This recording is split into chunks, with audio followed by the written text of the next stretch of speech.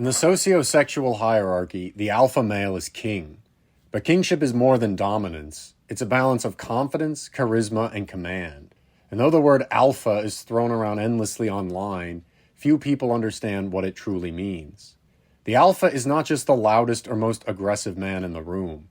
He is a center of gravity. Other men orient themselves around him, some in admiration, others in rivalry. He embodies the principle of order through vitality.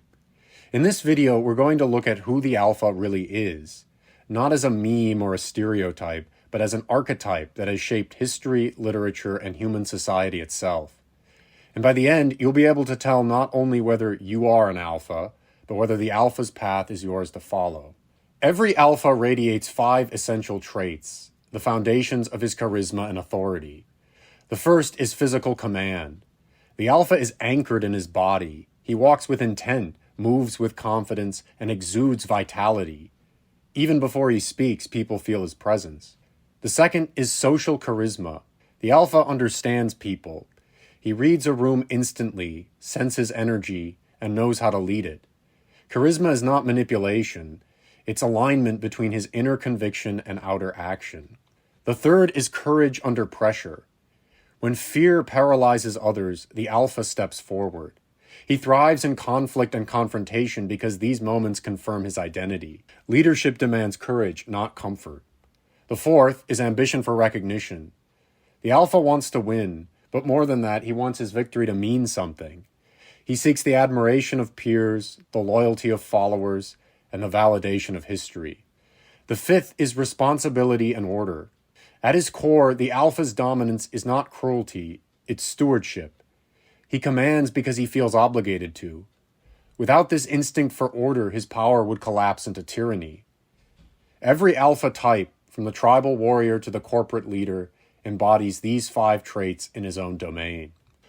The alpha's power doesn't exist in isolation. It defines itself against every other type of man on the hierarchy.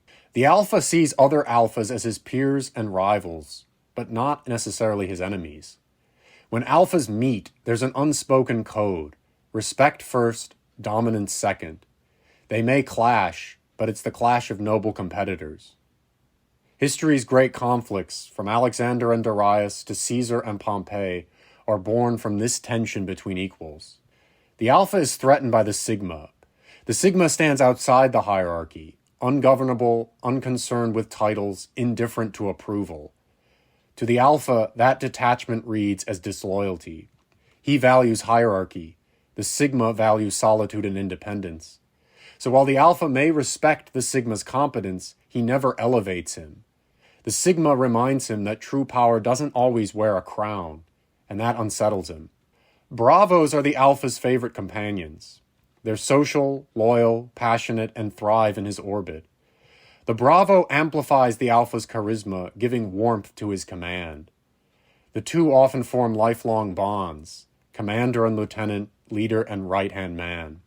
The alpha leads betas and deltas with firm benevolence. He recognizes their work ethic and their reliability, but never forgets the social distance.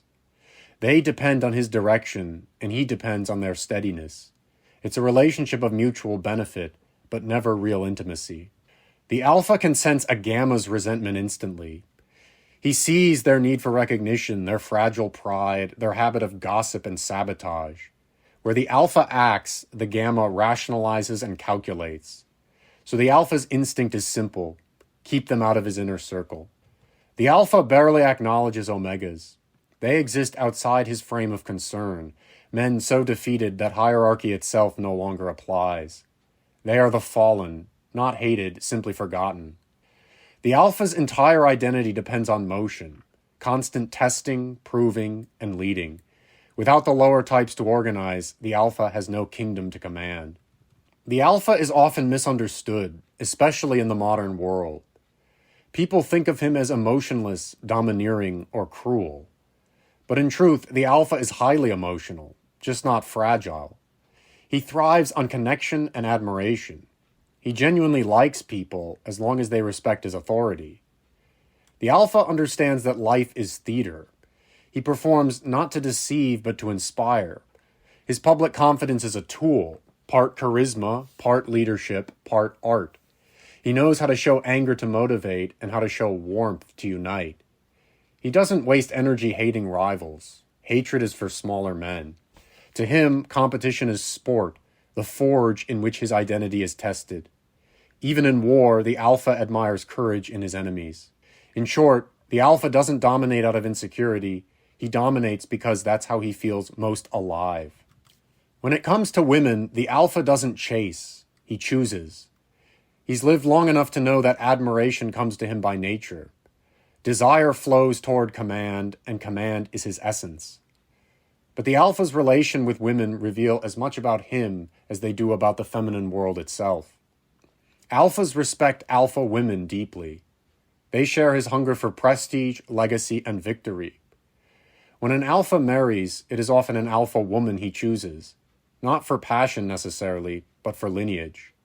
Together, they project sovereignty, an image of power recognized by all. Yet beneath that surface, his true erotic fire often burns elsewhere. It's with Sigma women that the alpha finds erotic fascination. He sees in her what he cannot be, self-contained, mysterious, and free. Where the alpha rules others, the Sigma needs no one's rule, and that independence magnetizes him. She awakens his desire not through submission, but through absence. Yet for all his fascination with her, he rarely marries her. The Sigma belongs to herself, and the alpha's world demands heirs, not enigmas. The baddies are the alpha's natural field of pleasure. The baddie is vivacious, seductive, and loves the heat of his attention. He will often take her as a mistress, a companion of the senses. But she lacks refinement, and both know it. She may dream of the crown, but he would never make her queen. Her reward is proximity to power, and the memory of it when it's gone. The alpha avoids broodies. Their coarseness, their noise, their desperate craving for validation, all repulse him. Yet they idolize him, projecting fantasies of dominance onto him. To the alpha, the broody is a peasant girl gazing up at a general, worshipping a man who barely knows she exists. The chastity and the alpha move in separate worlds. She senses that he is too dangerous, too far above her reach. And he, in turn, finds her modest virtue admirable, but bloodless. He may praise her purity, but he will never pursue it. The alpha learns to avoid gamma women. Gamma women are intelligent, imaginative, and emotionally volatile, the kind who seek to reform or possess him. Their admiration quickly turns to resentment once they realize they can't control him. They are the women who, once spurned, turn their bitterness into crusades against him. The alpha knows the pattern and keeps his distance. Delta and omega women don't exist in the alpha's mind. He neither notices nor despises them. They're simply invisible in his sphere. His orbit is too high, theirs too ordinary. In the alpha's world, attention is the currency of worth, and he spends it sparingly. For the alpha, every relationship with a woman is a negotiation between power and reflection. He wants a partner who mirrors his majesty, but never one who competes with it.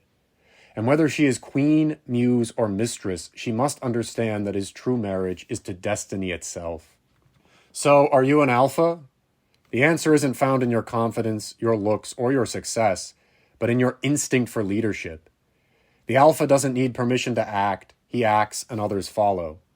He carries both burden and glory, the weight of command and the reward of admiration.